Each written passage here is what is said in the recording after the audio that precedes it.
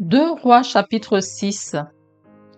Les fils des prophètes dirent à Élisée: Voici, le lieu où nous sommes assis devant toi est trop étroit pour nous. Allons jusqu'au Jourdain. Nous prendrons là chacun une poutre et nous nous y ferons un lieu d'habitation.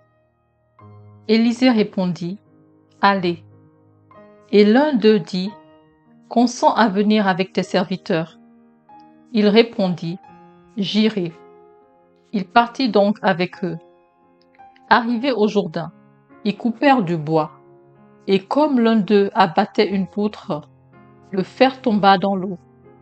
Il s'écria: Ah, mon Seigneur, il était emprunté.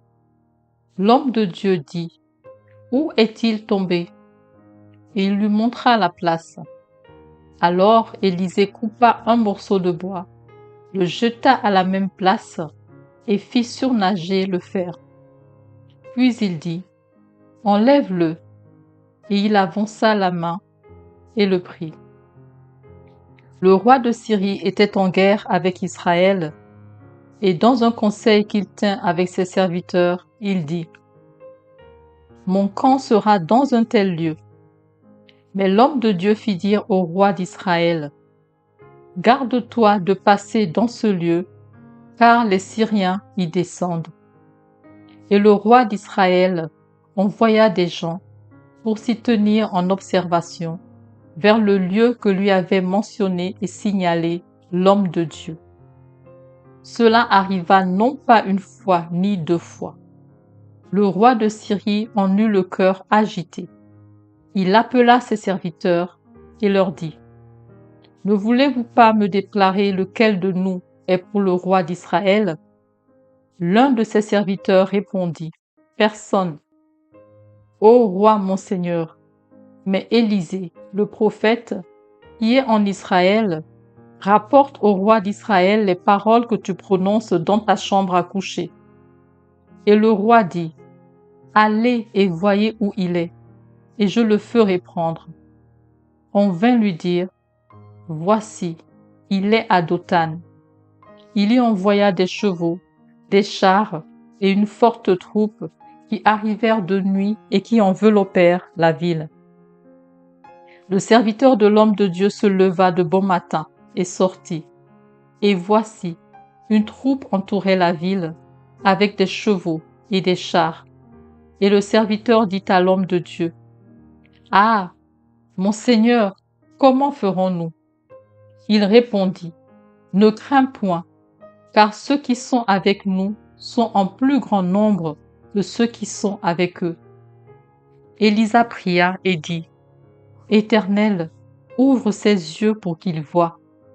Et l'Éternel ouvrit les yeux du serviteur, qui vit la montagne pleine de chevaux et de chars de feu autour d'Élysée. Les Syriens descendirent vers Élysée. Il adressa alors cette prière à l'Éternel: Daigne frapper d'aveuglement cette nation. Et l'Éternel les frappa d'aveuglement, selon la parole d'Élysée. Élysée leur dit: Ce n'est pas ici le chemin, et ce n'est pas ici la ville. Suivez-moi, et je vous conduirai vers l'homme que vous cherchez. Et il les conduisit à Samarie.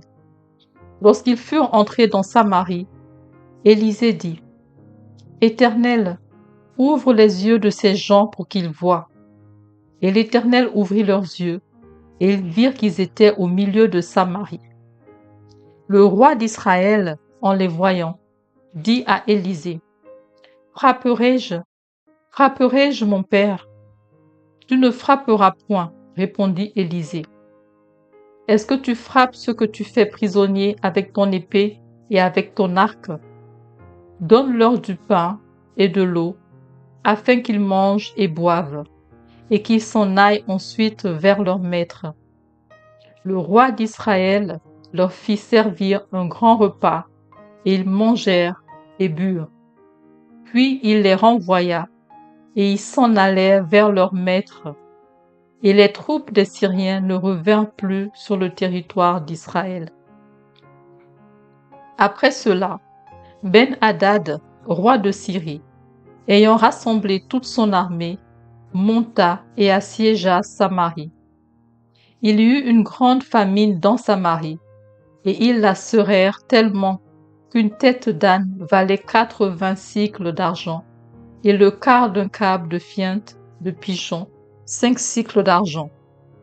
Et comme le roi passait sur la muraille, une femme lui cria: « Sauve-moi, ô roi, mon Seigneur. » Il répondit: « Si l'Éternel ne te sauve pas, avec quoi te sauverai-je?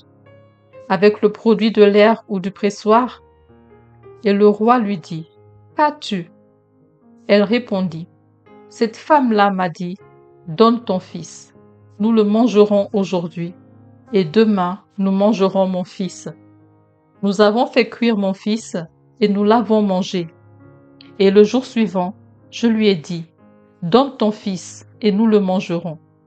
Mais elle a caché son fils. » Lorsque le roi entendit les paroles de cette femme, il déchira ses vêtements en passant sur la muraille, et le peuple vit qu'il avait en dedans un sac sur son corps.